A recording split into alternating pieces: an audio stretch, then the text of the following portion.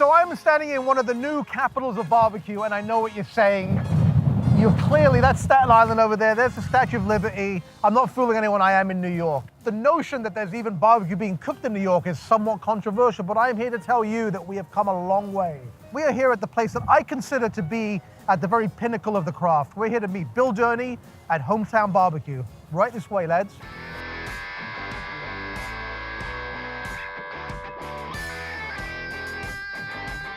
Tell me about your journey to barbecue. My journey started through my past career, traveling a lot around the world. So just to let you know, this man was a bodyguard to some of the most famous people you've ever heard of. I was blessed. I was really blessed. So I did get to see a lot of the world, and I got to see certainly a lot of the United States. I went on a trip by myself to Taylor, Texas to see Louis Miller's, and it changed my life. I wanted to pay homage definitely to that feeling that came over me at Louis Miller Barbecue in Taylor, Texas. You want this super wet, I mean, you can see how wet it is. All this beautiful, beautiful meat inside is gonna be super moist, super tender. So as you can see, this is like textbook Texas style brisket. Thank you. You've got all of the hallmarks, you've got the moistness, the juicy, you've got that smoke ring, the profound bark. You get that accordion effect, right? It just springs right back, right?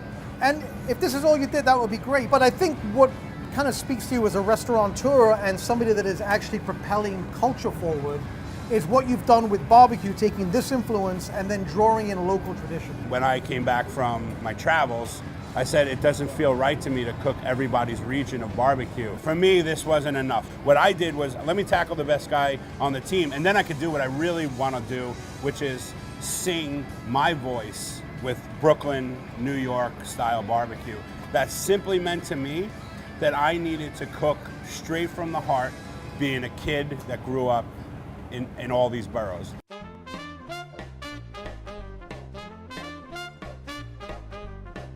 So this is our whole pastrami pork bellies. This was my tribute to the classic restaurants in New York City, which is Katz's Deli and Peter Luger. So I'm gonna cut just right through the center with this guy here. And then you can see it's fully done. And if I put my hands on it, it'll start, see it melting away. Essentially, once we get this onto the fire and onto your plate, it's gonna melt in your mouth. I say it to guests sometimes, but this is definitely one that's my soul on a plate. You know, we do Jamaican jerk baby back ribs here as well. Growing up in Flatbush, we grew up, you know, a 5-minute bus ride, and we were in the heart of the West Indies or the Caribbean, down Flatbush Avenue. In the summertime, the aromas that would come through of that sweet, crazy jerk smell. You're not that far from Flatbush Avenue. Like, well that's true. Chicken, but I was ballsy, confident. right? I had been working on it. We make a Vietnamese style spicy wing, a recipe that was inspired by a Vietnamese grocer where I grew up in Brooklyn. 90% of my diet was Italian cuisine. I wanted to create something that was an homage to that. Boom, the San Gennaro Feast sausage and pepper sandwich. So we do that dish here, but we do it stuffed all encased in the sauce. So basically everything is in the sausage. Yes, you know, when you eat it, the first thing you think about is that sausage and pepper sandwich that you eat at San Gennaro Feast. I think the most one for me is coming in and seeing a menu that, it's like New York, it is the United Nations of food. Yeah. All right, so where to begin? We got the Vietnamese chicken wings, we got the Jamaican jerk ribs, we got the New York City non-kosher pastrami bacon, we have a San Gennaro Feast Italian sausage, we have Texas style brisket. Oh, it's buttery, it's falling apart. The way that like good barbecue just sort of coats your entire palate, like it's instant. Like as soon as that fat emulsifies, I mean, he could have actually have just stopped right with that and just served world-class brisket, and that would have been great. And I'm gonna move on and explore the world of Bill Durney's youth. Start with the San Gennaro sausage, which what he's done is he's put the sausage and peppers and the cheese inside the sausage, which again is referential Texas, the jalapeno cheddar sausage. So this is kind of a play on that, but bringing in local Italian cuisine to it. So here goes. So that really is kind of like the end of a drunken night at the San Gennaro Feast, and you grab that greasy sausage sandwich. If you can see, there's little flecks of pepper, and you have the cheese, the Romano, the pecorino. That's a winning bite right there. So what we have here is the pastrami bacon. I mean, look at this thing.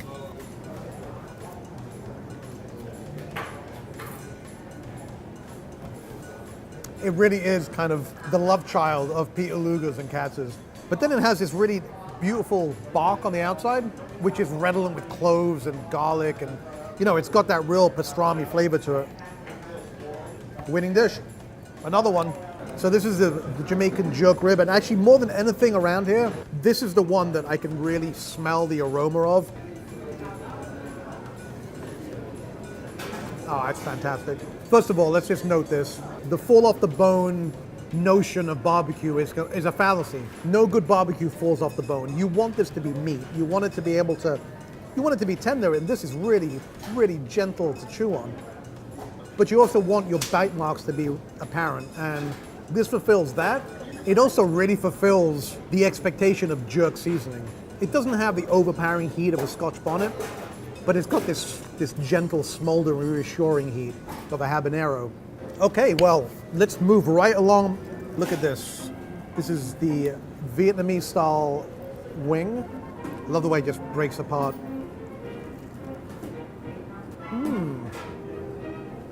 So again, it takes a familiar form, the chicken wing, and it throws in a local influence. Everything we've tried so far, yes, it's barbecue, and clearly it's got smoke and it's been hit with those things, but it's also very evocative of another cuisine. I think we are at a point now where local pitmasters can feel confident that they can play with the big leagues, and it's now the point where we can actually start infusing local flavor and local tradition into our own barbecue and calling this barbecue our own. And that, my friends, is why I say we have real, genuine New York barbecue for the first time ever. To find out more about barbecue, check out this episode of How We Eat with Pat Martin. I'm a big fan of no secrets. I think people that have secrets in cooking I really think they're